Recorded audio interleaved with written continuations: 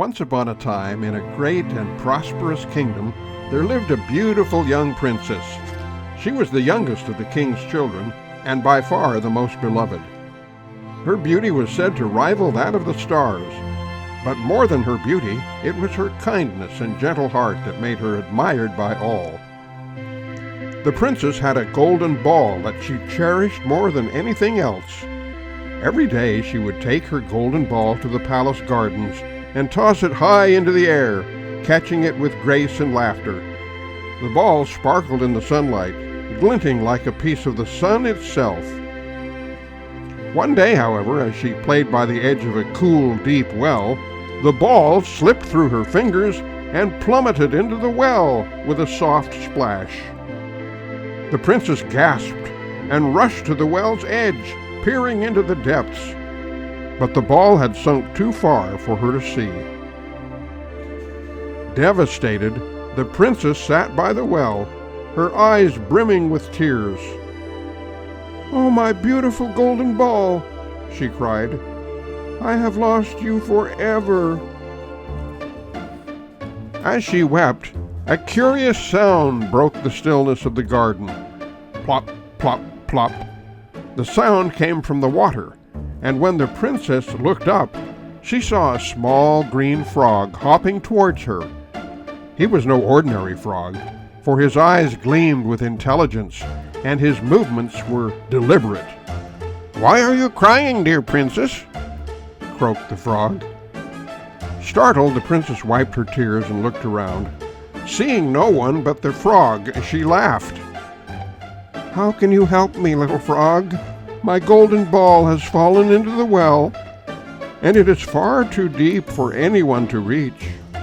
The frog cocked his head and replied, "I can fetch your ball for you, but what will you give me in return?" The princess, surprised at the frog's offer, thought for a moment.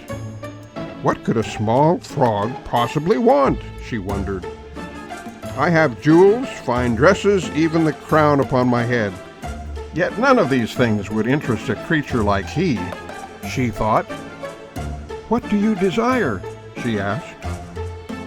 "I do not seek riches or jewels," the frog croaked. "All I ask is that you let me live with you, eat from your plate, and sleep upon your soft pillow. I wish to be your companion."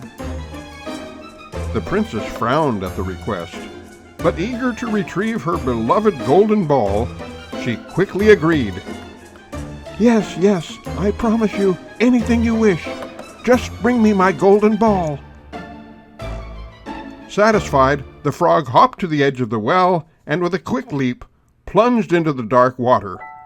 Moments passed, and the princess anxiously waited. Soon the frog emerged, the golden ball clutched in his mouth. He dropped it at her feet, his bright eyes shining up at her. "Oh, thank you," the princess exclaimed, grabbing the ball. Without a second thought, she turned and dashed back to the palace, her heart full of joy.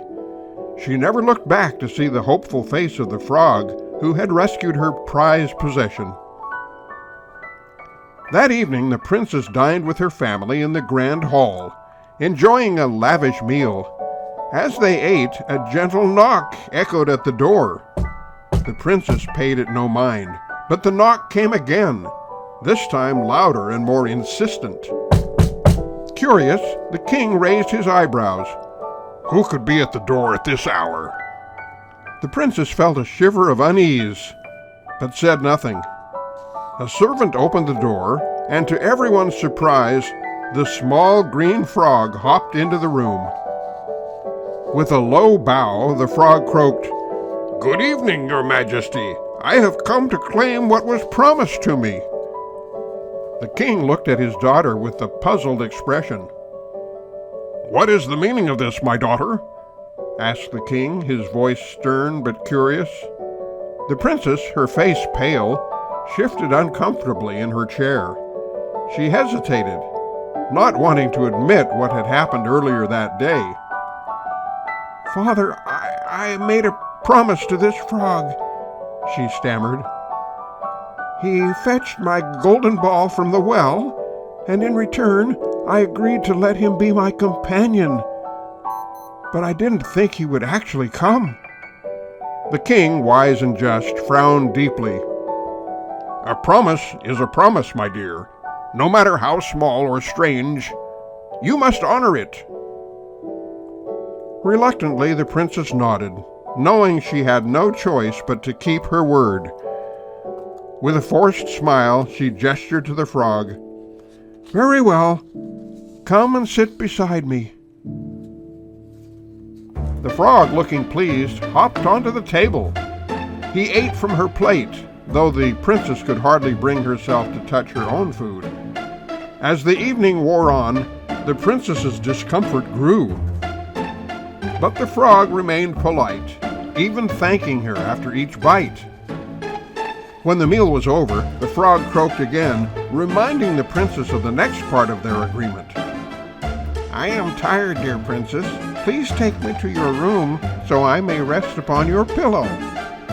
The princess, now filled with disgust, tried to object. "But father, he's only a frog." The king gave her a stern look. "You gave your word. You must be kind, no matter how difficult it seems." With no other option, the princess scooped up the frog and carried him to her bedchamber. She placed him gently on a small cushion near her bed. But the frog insisted, "No, I wish to sleep on your soft pillow, just as you promised." Displeased but bound by her word, the princess reluctantly lifted the frog onto her bed and placed him on her pillow. She lay down beside him, her mind racing with thoughts of how she had gotten herself into this predicament. The frog, content and calm, soon drifted off to sleep. And the third night he did the same.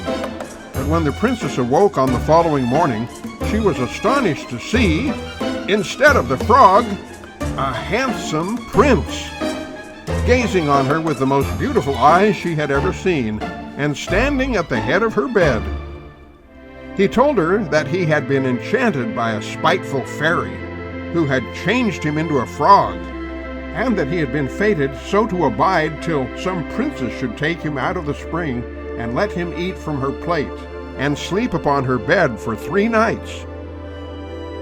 "You," said the prince, "have broken his cruel charm, and now I have nothing to wish for but that you should go with me into my father's kingdom, where I will marry you and love you as long as you live." The princess was speechless, her heart racing as she realized what she had done. The prince continued, "Though you were hesitant at first, your kindness saved me. I thank you from the depths of my heart." The princess, filled with regret for her earlier behavior, fell to her knees. "I am so sorry for the way I treated you. I did not understand the..." The prince smiled. "You have nothing to apologize for. You kept your word in the end, and that is what matters most." In time, the princess and the prince grew close, spending their days together in the palace gardens, where she had once lost her golden ball. The bond between them deepened, and the princess found herself falling in love with the prince. His kindness and understanding made her heart swell with affection. Eventually, the prince asked for her hand in marriage, and the princess, now wiser and kinder than before, gladly accepted. They were married in a grand ceremony, and the entire kingdom rejoiced. Together, they ruled with fairness and compassion, never forgetting the lessons they had learned about the value of keeping promises and the power of kindness. And so the prince and princess lived happily ever after.